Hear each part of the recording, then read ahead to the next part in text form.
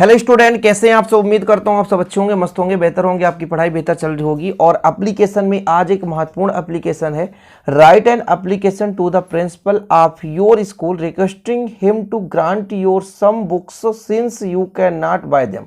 मतलब आपको book bank से बुक इशू करवाना है और आपके पास यहाँ पर ये क्वेश्चन क्या बोल रहा है कि आपके पास खरीदने की क्षमता नहीं है, आपके पास कहीं ना कहीं कुछ ना कुछ कारण ऐसा है जिसके कारण आप बुक नहीं खरीद सकते। इसलिए आप अपने विद्यालय में एक क्या लिखो, एक एप्लीकेशन लिखो जिससे कि जो भी विद्यालय में बुक बैंक है यानी पुस्तकालय है वहाँ से पुस्तक मिल सके।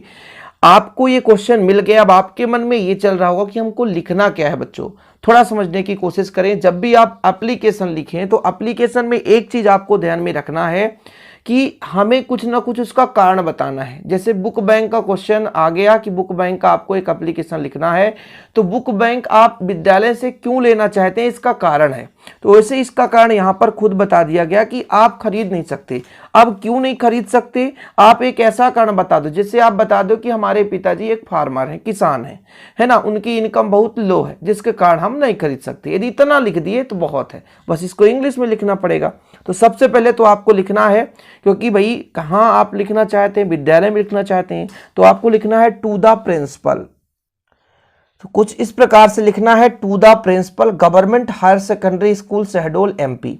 देखो ये जो आपका डिस्ट्रिक्ट है, यदि आपके क्वेश्चन में दे के रखा है तो आपको यही डिस्ट्रिक्ट लिखना है। यदि नहीं दिया है तो फिर आपको परेशान नहीं होना है, आप कोई भी डिस्ट्रिक्ट लिख सकते हो, जरूरी नहीं कि आप अपना डिस्ट्रिक्ट लिखें। तो यहाँ पर आपको लिखना पड़ेगा, यहाँ पे कामा लगाना है, to the principal government higher secondary school Shahdol Madhya Pradesh. ये चीज़ आप अपने प्रिंसिपल सर प्राचार्य जी को कुछ ना कुछ रिस्पेक्ट देने के लिए बता रहे हो और किस विद्यालय में दे रहे हो ये चीज़ आपने नाम लिख दिया। फिर आपको एक विषय लिखना पड़ेगा कि आप ये जो एप्लीकेशन बना रहे हैं वो किसके लिए है। ध्यान रखना पूरा, देखिए ये बिल्कुल स्पेस हर जगह समान हो। तो यहाँ पर आपको लिखना है सब्जेक्ट। सब्जेक्ट का हिंदी क्या होता है, विषय, यानी आप किस विषय पर ये एप्लीकेशन बना रहे हो। तो आप ऐसा लिख दो, an application for book bank. बस सिंपल है, बुक बैंक के लिए हम एक एप्लीकेशन देना चाहते हैं। तो आप यहाँ पर लिखो an application, APPLICATION, an application for किसके लिए बच्चों, बुक बैंक फॉर। तो इतना आपको लिख लेना है, an application for book bank. ये आपको सब्जेक्ट लिखना है। सब्जेक्ट का मतलब आपका विषय क्या है।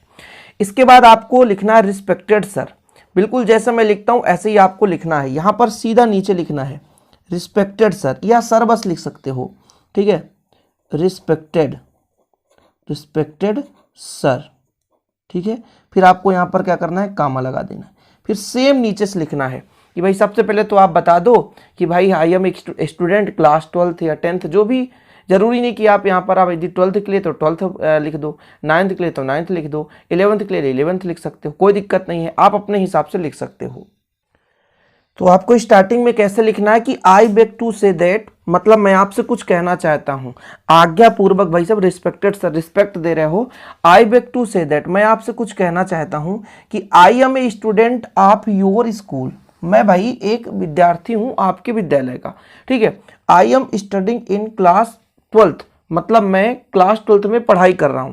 कारण भी बताया गया, I beg to say that, मैं कुछ कहना चाहता हूं, आई एम ए स्टूडेंट, मैं एक विद्यार्थी हूं, आप योर स्कूल, आपके विद्यालय का, I am studying in class 12th, मतलब मैं आपके विद्यालय का एक छात्र हूं और कक्षा 12 में पढ़ रहा हूं।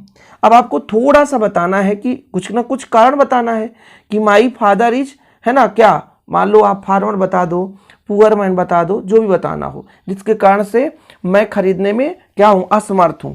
Unable to purchase book bank, है ना, फ्रॉम मतलब बुक्स फ्रॉम बुक बैंक, मतलब मैं पुस्तकालय से बुक खरीदने में असमर्थ हूँ, या कि मान लीजिए मार्केट से बुक खरीदने में असमर्थ हूँ, जिस कारण से प्लीज गिव मी बुक्स। बस इतना तो लिखना, कुछ भी नहीं। तो आपको कारण बताने के लिए लिख सकते हैं बच्चों कि my father is a poor man, मेरे पिताजी क्या हैं, बहुत ही गरीब व्यक्ति हैं। ही इज ए फार्मर, क्योंकि वो किसान है।